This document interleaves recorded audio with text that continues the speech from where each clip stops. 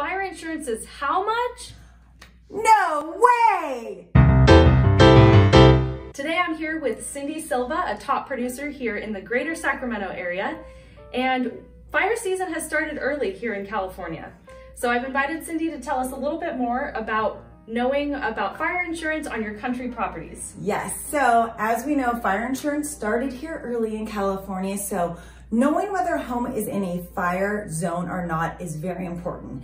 And Valerie and I could agree, this is important knowing this prior to even seeing the listing. Definitely. Because more than likely, everyone falls in love with country properties, but you might not fall in love with the price of fire insurance. So knowing that first is very important. So a lot of people go, well, how do I figure this out? Yeah. It's as easy as just calling your local insurance agent. He will be able to let you know, is this in a very high fire zone, a very small fire zone? Is it something now? The nice thing is we used to be able to ask is, can it be transferred over and we could keep that current rate that seller had? Unfortunately, that's no longer allowed in the state of California. We used to be able, oh, it was $400 extra, we'll take your $400. Those rules are out the window. Pretty much all rules I think about fire insurance are out the window. It doesn't matter if you have a fire hydrant within 1,000 feet. It doesn't matter how close the local fire department is. We've had a lot of bad fires here. I know my family and friends have been victims of it, and we've kind of taken high precaution right now of knowing what's in a fire zone and how to protect yourself properly with the insurance.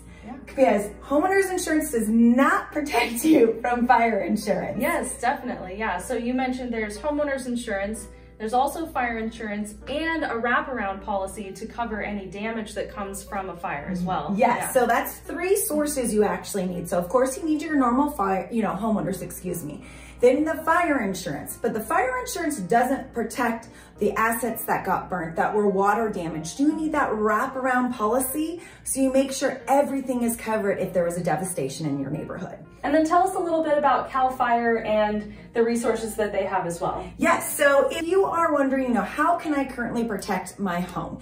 Now, don't bother trying to call in the middle of fire season right now because no one's going to be available. But if you do call during the winter time, like for example, I live in Rockland, and we could be put on a list, and my property backs up to a greenbelt area. And if I get on the list, they'll actually come and mow that down for me. So when summer comes in fire season, I don't have to worry about that. Yeah. Also, people are able to call CAL FIRE. For example, maybe you're buying a house that was distressed. Some grandma died a year ago and it's just been sitting there. Right. It's getting overgrown. It's in the fire zone. You go, oh my gosh, how much is it going to cost to be able to insure it? Because right now, when the trees are now touching the ground, the weeds are this tall, you're not getting fire insurance. No. It needs to be prepared. So you're able to call them and they will come out and assess your property for you and give you contractors that you could call to get the work done. They're not gonna be able to do it for you right now. They're not gonna be cutting down. They're busy fighting the fires, but there is a resource to help you be guided on how to protect your home. That's awesome. That's great. Yeah. And so, we just tell everyone, reach out to your local fire department, your local agents, your local insurance agents. All these people will help you. And even though they may not have been in a fire zone before, they very well could be now. I've done properties that have been that, and we talk from $0 to now $8,000 a year on top of homeowners that they're paying. So please know what you're selling. Yeah, definitely. Well, it was great talking with you today. Thank you so much. You're a wealth of information. And until next time.